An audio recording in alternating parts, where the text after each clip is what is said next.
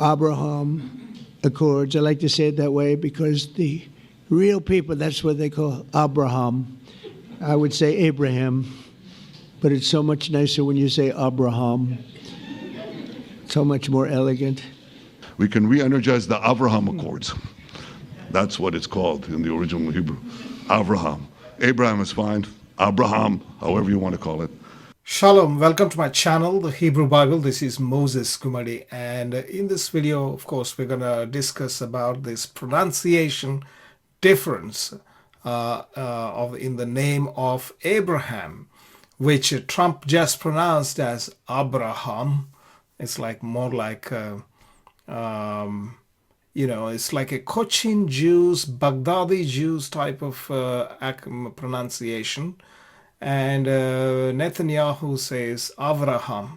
This was a very important meeting they conducted. Supposedly, if it comes to fruition, a lot of problems would be sorted in the Middle East, apparently. So they had just this meeting today, 3 or 4 hours ago. So, but I want to focus on this pronunciation of the word Abraham, Avraham. Okay, so let's read Genesis chapter 17, verse 5. Velo ikare od et shimcha Avram, vehaya shimcha Avraham, ki av hamon goim netatika. Okay, so what is he saying? Neither shall your name be called anymore Abram, velo ikare od. No longer will be your name be called et shimcha, your name Avram. Vehaya shimcha, and your name shall be Avraham. Ki, because Av hamon goim netaticha, I have set you to be a father of many nations. So God changes the name of Abram, Avram, as Avraham. So this is the word Aleph, Bet, Resh, He, Mem, and notice there is no Dagesh in the Bet. This is consistently the case in the Tiberian Masoretic Hebrew texts, and it is pronounced as Avraham in Hebrew. Avraham. Now, so here is the problem. So let's look at the key point that we have to discuss, which is about the begadkefat letters. Now, in the 22 letters of the Hebrew alphabet, we have some more additional letters. Like, for example, the shin becomes a sin, so that's an extra letter. We also have the final forms like chaf, mem, nun, Fe, and Sade. These 5 forms are there additionally for the final letters. Also, we have the begadkefat letters. For Bet, there is a variation without the Dagesh. We call it Vet. Gimel, there's a Gimel. Dalet, or Valet. Kaf, Chaf. Pe, Fe, without a Dagesh. And for Tav, Thav. Okay, we're going to pronounce all of them shortly again. I will show you the phonetic alphabet symbols as well. So this is how it is. So Bet is pronounced as a bilabial B sound. Vet is without the dot in modern Hebrew, as well as we will see whether they pronounced like that in the Tiberian Hebrew or not is the real question. Because apparently the Tiberian Hebrew pronunciation goes back all the way back to the Second Temple era. So the Tiberians apparently they retained that pronunciation. According to Jeffrey Kahn of Cambridge University, he is the Regus Professor of Biblical Hebrew, and he has written 2-volume set which is freely available on the internet. It is an open source book called Tiberian Pronunciation, Volume 1 and Volume 2.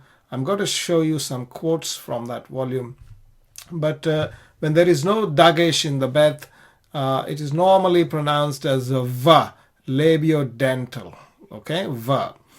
Now, the remaining ones are Gimel, G, and if you don't touch G, if you don't touch the tongue to the palate very tightly, then you get the one without the Dagesh, like G, G.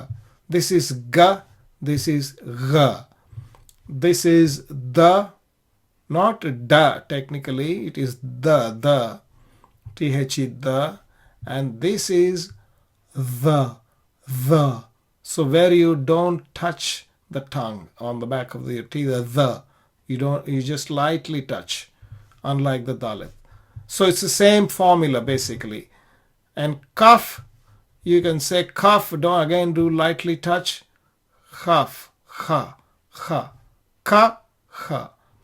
And pa, ha, don't touch the lips, bilabial, pa, bilabial, right? So don't touch the lips. Pa becomes fa, ha. So which is approximates to fa, right? And tha, this is tha, and tha becomes, if you lightly touch, tha. So I think there is a consistency. If you lightly touch the bet, ba, it becomes va. It is not a va, but somewhere in between is what I am trying to suggest.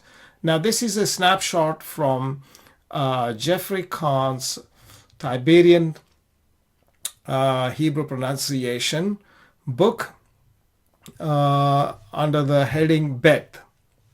So Bet without a dagesh, or a Bet Rafe as they call it, with a Rafe on the top, is a voiced labiodental fricative V. This is labiodental, clearly V sound. That's what Netanyahu was pronouncing. But if you go further in the next page, he continues, he says, according to Hidayat al-Kari, this is the book. This book was written in Arabic, but about Hebrew grammar, written by the old Hebrew grammarians, but they wrote in, I think, Arabic. They may have written in Hebrew script, I'm not quite sure, but this is called Hidayat al-Kari. According to Hidayat al-Kari, Bet with a Rafe, which is this without a dagesh, Bet with a Rafe, is pronounced by closing the lips lightly.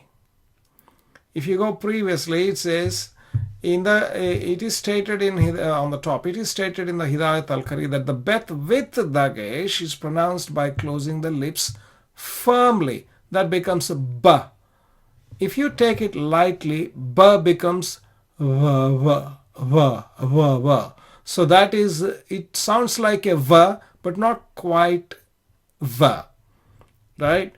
So there is a middle sound called actually voiced labiodental affricate, not fricative. If you go back, this guy is suggesting voiced labiodental fricative va sound, vav sound, like is similar to vav. But actually there is another sound which is an affricate, which is somewhere in the middle. So this is how it sounds. The. Okay, so that's in between B and V. Okay, and if you follow this rule really, like how we're doing, lightly pronounce the corresponding letter, so really we can consistently replicate all the begadkefat letters, and the bet could be V.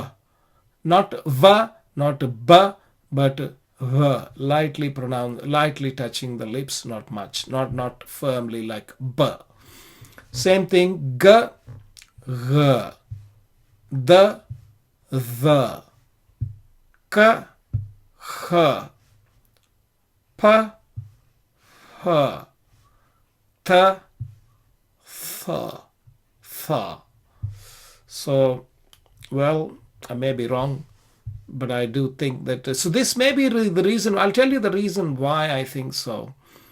I think the Cochin Jews and Baghdadi Jews, they pronounce Abraham. So this sound can easily return to either Bet or Vet, right? V, either sound. So it's basically the fact that there are two or three traditions, Jewish traditions, which pronounce Bet without a dagesh as B and others as V.